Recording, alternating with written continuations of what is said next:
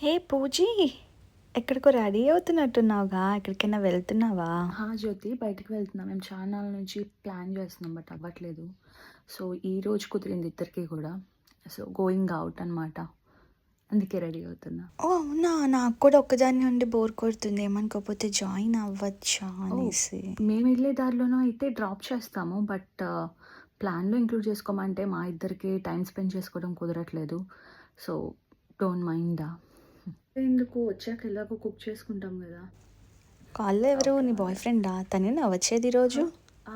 తను వస్తున్నాడు. So food తీసుకుని వస్తున్నాడు. మనకి అందరికీ కలిపి తెచ్చేసేమన్నాను ఒకేసారి. ఒక్క నిమిషం. Okay okay.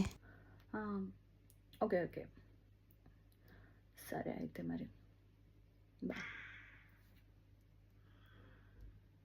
నువ్వెక్కడికి రెడీ అయిపోయావు? నేను ఎప్పుడు ఇట్లానే ఉంటాను కదా, రూమ్లో ఉన్నప్పుడు. ఏదో కొత్తగా చూసినట్టు చెప్తావేంటి? ఈ ఒక్క విషయం, మొన్న తనకి ఇన్స్టాలో మెసేజ్ చేసావంట నెంబర్ కోసం, సంథింగ్ ఏదో చెప్పాడు.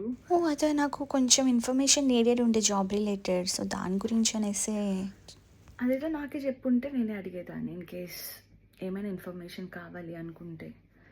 కానీ అలా పర్సనల్గా మెసేజ్ చేయడం, అది కూడా నాకు తెలియకుండా, ఇట్ డజంట్ సీమ్ పూజీ, నీకు విషయం తెలుసా? మన నీ బాయ్ ఫ్రెండ్ నేను ఒక అమ్మాయితో థర్స్డే రోజున చూశాను. నీకే చెప్తామని జాగ్రత్తగా. ఏడే అన్నా. థర్స్డే.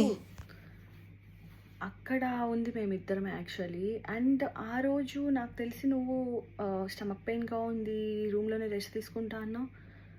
అంత దూరం ఎందుకు వచ్చావు? అంటే అక్కడ చిన్న పని ఉంది, అందుకని చెప్పేసి వచ్చాను.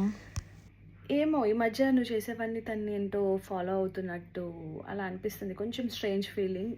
సో ఇంకేమన్నా మా ఇద్దరి మధ్యలో ఏమన్నా ఉంటే విల్ డెఫినెట్లీ సార్ట్ అవుట్. నువ్వు వరీ అవుతుంటే నా గురించి పర్టికులర్గా, thank you so much, but that's fine, మేము సార్ట్ అవుట్ చేసుకోగలం.